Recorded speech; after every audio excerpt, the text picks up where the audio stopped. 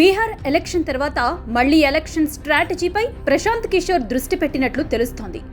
ఏపీలో 2019లో వైసీపీ గెలుపు కోసం శాయశక్తులా కృషి చేశారు Prashant Kishor. Poll management, social media, fake ప్రచారం, వీడియోలు, అభ్యర్థుల ఎంపిక, ఇలా ఎన్నో విషయాల్లో జగన్ కి బాగా సాయం చేశారు. ఇక 2019 ఎన్నికల ఫలితాల సమయంలో తాడేపల్లి ప్యాలెస్ లో జగన్ పక్కనే ఉన్నారు. వైసీపీ గెలిచినట్లు తెలిసిన వెంటనే ప్రశాంత్ కిషోర్ ని జగన్ గట్టిగా కౌగిలించుకున్నాడు కూడా. ఈ మొత్తం ప్రక్రియకు భారీగానే డీల్ కుదుర్చుకున్నట్లు తెలుస్తోంది. ఇక జగన్ అధికారంలోకి వచ్చిన తర్వాత ఐపాక్ నుంచి ప్రశాంత్ కిషోర్ బయటికి వచ్చేశారు. ఎవరినో గెలిపించడం ఏంటి, ఎవరినో ముఖ్యమంత్రిని చేయడం ఏంటి, నేనే సీఎం కుర్చీలో కూర్చుంటా అన్నట్లుగా బీహార్ ఎన్నికల్లో సొంతంగా పోటీ చేశారు. ఓ పార్టీ పెట్టారు. ఓటర్లను ఆకట్టుకునేందుకు తన మార్క్ వ్యూహాలు చేశారు. కానీ ఫలితం మాత్రం విచిత్రం. అధికారం పక్కన పెడితే కనీసం ఒక్క చోట కూడా ప్రశాంత్ కిషోర్ ఆధ్వర్యంలోని జన్ సురాజ్ పార్టీ గెలవలేదు సరికదా, కనీసం డిపాజిట్లు కూడా దక్కలేదు. దీంతో ప్రశాంత్ కిషోర్ కి గట్టి ఎదురు దెబ్బ తగిలినట్లయింది. సొంతంగా గెలవలేడు కానీ పక్కనోళ్లను గెలిపిస్తాడంట అంటూ సోషల్ మీడియాలో సెటైర్లు ఎక్కువయ్యాయి. తాజాగా ప్రశాంత్ కిషోర్ హైదరాబాద్ వచ్చినట్లు తెలుస్తోంది. నెల రోజుల క్రితం ఎర్రవెల్లి ఫామ్ హౌస్ లో మాజీ సీఎం బీఆర్ఎస్ అధ్యక్షులు కేసీఆర్ తో భేటీ అయినట్లు తెలుస్తోంది. వీరిద్దరి మధ్య సుమారు 300 కోట్ల రూపాయల భారీ ఎలక్షన్ డీల్ కుదిరినట్లు బీఆర్ఎస్ వర్గాలే ఇప్పుడు చెప్తున్నాయి. తొలిసారి ఎలక్షన్ స్ట్రాటజీతో కేసీఆర్ ఒప్పందం పెట్టుకున్నారని గులాబీ పార్టీ నేతలు వ్యాఖ్యానిస్తున్నారు. రంగంలోకి దిగిన వెంటనే ప్రశాంత్ కిషోర్ రాష్ట్ర వ్యాప్తంగా సర్వే నిర్వహించినట్లు సమాచారం.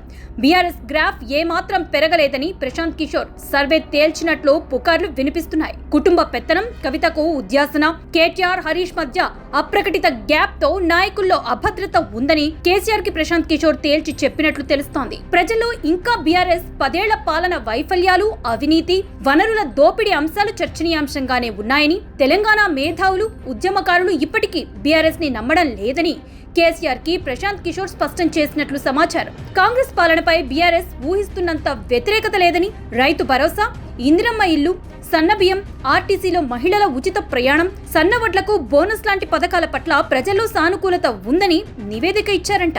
అడ్మినిస్ట్రేషన్ కొంత వీక్ గా ఉందన్న భావన తప్ప పథకాల విషయంలో ప్రజల్లో సానుకూలత ఉందని ప్రశాంత్ సర్వే తేల్చి చెప్పినట్లు తెలుస్తోంది. ఇప్పటికిప్పుడు ఎన్నికలు జరిగితే బీజేపీతో పొత్తు పెట్టుకుంటే తప్ప బీఆర్ఎస్ కి అధికారం అసాధ్యమని తేల్చి చెప్పినట్లు పుకార్లు కూడా వినిపిస్తున్నాయి. ఒంటరిగా వెళితే ఇప్పుడున్న సీట్లు కూడా దక్కే అవకాశం లేదని, పార్లమెంట్, కంటోన్మెంట్, జూబ్లీహిల్స్ ఎన్నికల ఫలితాలను విశ్లేషించి అదే పరిస్థితి పునరావృతం అవుతుందని ప్రశాంత్ కిషోర్ చెప్పినట్లు గులాబీ పార్టీ నేతలే బయటకు చెప్తున్నారు. ఈ నేపథ్యంలో బీఆర్ఎస్ ఇమేజ్ మళ్లీ ఎలా పునరుద్ధరించాలన్న దానిపైన బీఆర్ఎస్ అధినేత తీవ్రంగా మదన పడుతున్నట్లు సమాచారం. దీనికోసం 300 కోట్ల రూపాయలతో ప్రశాంత్ కిషోర్ సేవలు తీసుకోవాలని నిర్ణయించినట్లు తెలుస్తోంది. జగిత్యాల సభ మొత్తం ప్రశాంత్ కిషోర్ సలహా మేరకే నడిచినట్లు పార్టీ నేతలు చెప్తున్నారు. తెలంగాణ ఉద్యమ నాయకుడిగా గుర్తింపు తెచ్చుకున్న కేసీఆర్ ప్రశాంత్ కిషోర్ సేవలు కోరడం పట్ల పార్టీలో పలువురు నేతలు ఆవేదన వ్యక్తం చేస్తున్నట్లు సమాచారం. ప్రశాంత్ కిషోర్ అవుట్ డేటెడ్ అయ్యాడని, ఇప్పుడు ఆయన్ని నమ్ముకుని పోవడం అంటే కుక్కతోక పట్టుకుని గోదావరి ఈదడమేనని సందేహం వ్యక్తం చేస్తున్నాయి బీఆర్ఎస్ వర్గాలు.